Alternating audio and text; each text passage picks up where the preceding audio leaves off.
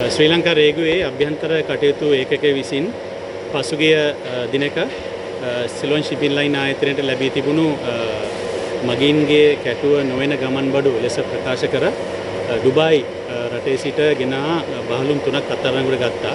ශ්‍රී ලංකා රේගුවට මේ බහලුම් 3 අඩංගු භාණ්ඩ ලෙස ප්‍රකාශ කර තිබුණේ මගීන් සාමාන්‍යයෙන් විදේශ රටවලට ගිහිල්ලා සේවය කරන විශේෂයෙන් ඩුබායි රටට ගිහිල්ලා සේවය කරලා නැවත පෙරලා පැමිණෙන අයගේ පාවිච්චි කළ ඇඳුම් සහ නිකුත් පුද්ගලික උපකරණ ලෙස කෙසේ වෙතත් අපි මේ භාණ්ඩ පරීක්ෂා කිරීමේදී දැක්කා විශේෂයෙන්ම අධික තීරුබද්දක් තියෙන ඒ වගේම මේ රටට ගෙනීමේදී යම් යම් සීමා වලට ලක් කරලා තියෙන භාණ්ඩ තමයි මේ බඩු අතර තිබෙන විශේෂව අපි දැක්ක කහ ඒ වගේම ඉඟුරු සහ අපි දැක්ක රූපලාවන්‍ය ද්‍රව්‍ය සබන් සපත්තු ඇඳුම් වගේ ඊටාත්ම ඉහළ තීරුබදු වටිනාකමක් තිබෙන සහ යම් යම් සීමා කිරීමකට ලක් කරලා තිබෙන භාණ්ඩ තමයි මේ අතර තිබුණේ.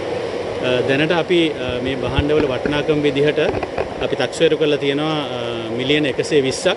ඒ වගේම මේ භාණ්ඩ වලට අයවිය යුතුව තිබුණු රේගු බද්ද සාමාන්‍යයෙන් ඒ වගේම මිලියන 120කට අධිකයි කියලා අපි තක්සේරු කරලා තියෙනවා. මේ භාණ්ඩ මේ විදිහටම නිදහස් වුණා නම් රජයට රුපියල් මිලියන 120කට වඩා රේගු බද්ද ප්‍රමාණයක් අහිමි වීමේ හැකියාව තිබුණා. නමුත් මේ අභ්‍යන්තර කටයුතු ඒකක ලැබුණු තොරතුරු අනුව සහ නිලධාරීන්ගේ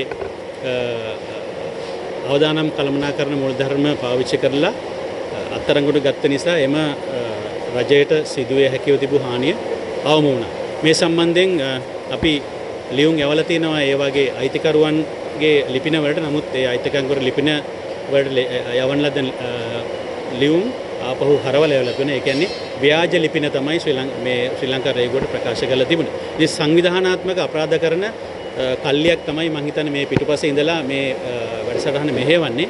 කෙසේ වෙතත් අදාළ පුද්ගලයන් අත්අඩංගුවට ගැනීම සඳහා මේ වෙන විට ශ්‍රී ලංකා රේගුව කටයුතු කරගෙන යනවා. උන් අත්අඩංගුවට ගත්තන් පස්සේ රේගු පරීක්ෂණ පවතලා උන්ට නීති විරෝධී නීතිය රේගු නීතිය යටතේ දඩ සහ දණ්ඩන පැනවීමට ශ්‍රී ලංකා රේගුව අපේක්ෂා කරනවා.